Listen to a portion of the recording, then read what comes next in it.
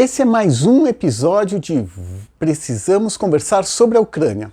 Eu sou Fábio Bosco, eu sou integrante da campanha de ajuda operária à Ucrânia e quero conversar com você sobre a importância desta luta que está ocorrendo na Ucrânia para a classe trabalhadora brasileira. Bom, o assunto dessa semana foi a ofensiva ucraniana da primavera, né? Essa ofensiva está sendo esperada há um bom tempo e o curioso é que quem a anunciou foi o ministro da Defesa russo, que disse que no domingo as forças ucranianas fizeram 5 incursões na província de Donetsk, iniciando essa operação. E eu li vários analistas e todos eles coincidem que de fato essa ofensiva ela já está em curso, né? Mas é importante a gente notar que ela está nos seus primeiros momentos. E esses primeiros momentos são caracterizados por uma movimentação, digamos assim, exploratória. E por que isso? Veja só, existe uma linha de batalha de 900 quilômetros dentro de território ucraniano. É como se houvesse uma frente que vai desde a cidade de Curitiba até o Rio de Janeiro, né? Então ela é bem grande.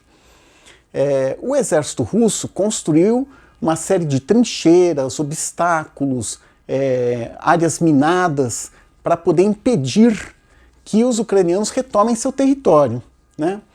Então por que eu estou falando que esse primeiro momento tem um caráter exploratório? Porque as forças ucranianas vão fazendo testes para ver quais são os pontos fracos desta enorme, essa longa linha de batalha, para ver por onde que é melhor para você fazer as incursões. Uma outra característica que é bem importante é que esta ofensiva ela não se dá apenas em território ucraniano, mas ela se dá também a partir da ação de partisanos russos dentro de território russo, em particular das zonas fronteiriças. E essa ação ela é muito importante, porque ela tem como objetivo, por um lado, cortar as linhas de suprimentos que vão para o exército russo e, por outro lado, atrair parte do exército russo que está na frente ucraniana, tem que ser deslocado para as outras regiões fronteiriças para poder combater esses partisãos, né? De tal forma de enfraquecer a frente ucraniana. E uma terceira característica que é bem importante a gente ter em mente é a seguinte: muita gente estava esperando uma coisa parecida com a invasão da Normandia, né, que ocorreu na Segunda Guerra, que no dia D foram lá, desembarcaram milhares de tropas e tal, e começaram a derrotar o nazismo em território francês. Mas aqui não é o que a gente deve esperar. Na verdade, essa ofensiva ela vai ser mais uma batalha, e com certeza outras batalhas virão. E por que eu digo isso?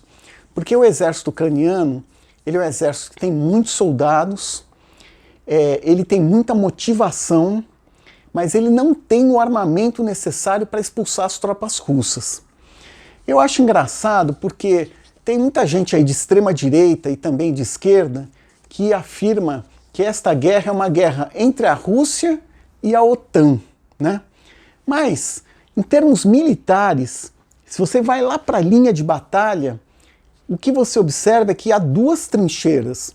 Uma trincheira do exército russo, com o armamento russo, que é abundante, e que faz da Rússia a segunda principal potência bélica do mundo, apenas atrás dos Estados Unidos. Do outro lado, a outra trincheira é a trincheira do exército ucraniano, que tem muitos soldados, que tem uma motivação enorme para defender as suas vidas, as suas famílias e o seu país, mas que não tem o armamento necessário. Se tivesse, por exemplo, 10% do armamento que tem a OTAN, com certeza essa guerra já tinha terminado faz tempo. Mas essa realidade não acontece.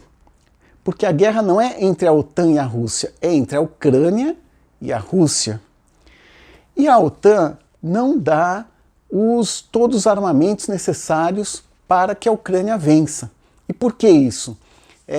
Como disse o presidente francês Macron, a ideia não é humilhar o Putin.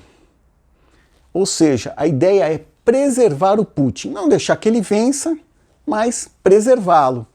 Que é uma diferença do que eles fizeram em 2014, porque em 2014 o Putin invadiu a Ucrânia disfarçado, né, de mercenários locais e tomou 1/3 do Donbás e a península da Crimeia. E nessa ocasião, a única coisa que os países da OTAN fizeram foram dar declarações de desconforto, que isso daí não está certo, mas que não tomaram nenhuma medida, né? Então, o que a gente pode esperar é que esta batalha vai ser sucedida de novas batalhas. Bom, e então, o que é importante para a gente ver aqui?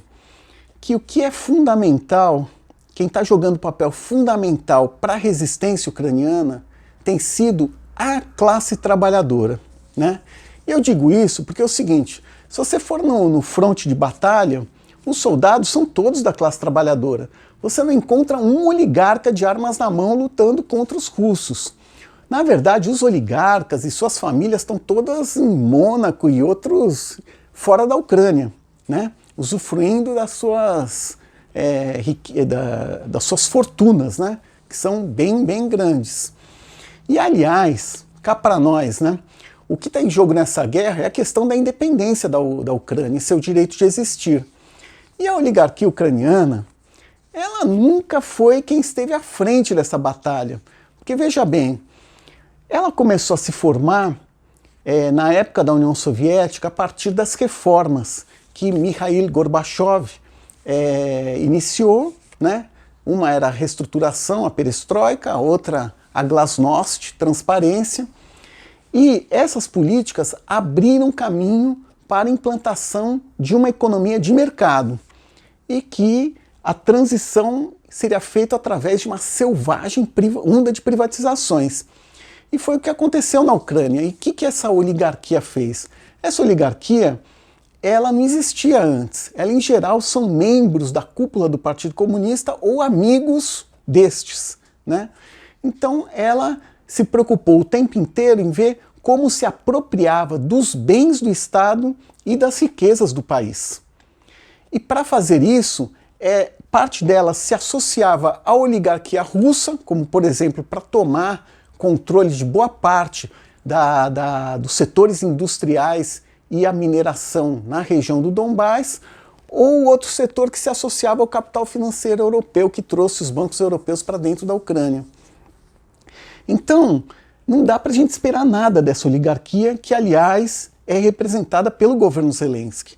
Na verdade, é a classe trabalhadora, através da sua ação, que vai poder garantir que a Ucrânia derrote a Rússia, expulse a Rússia de todo o seu território e, através da sua ação independente, trabalhe para colocar a classe trabalhadora no poder e, desta forma, construir uma verdadeira Ucrânia independente, uma Ucrânia que não vai servir nem à oligarquia russa e nem aos grandes monopólios capitalistas europeus. Bom, terminamos aqui esse episódio com as frases tradicionais de Slava Ukraini e Slava Robitny Chamu Klasu Visir Kraien.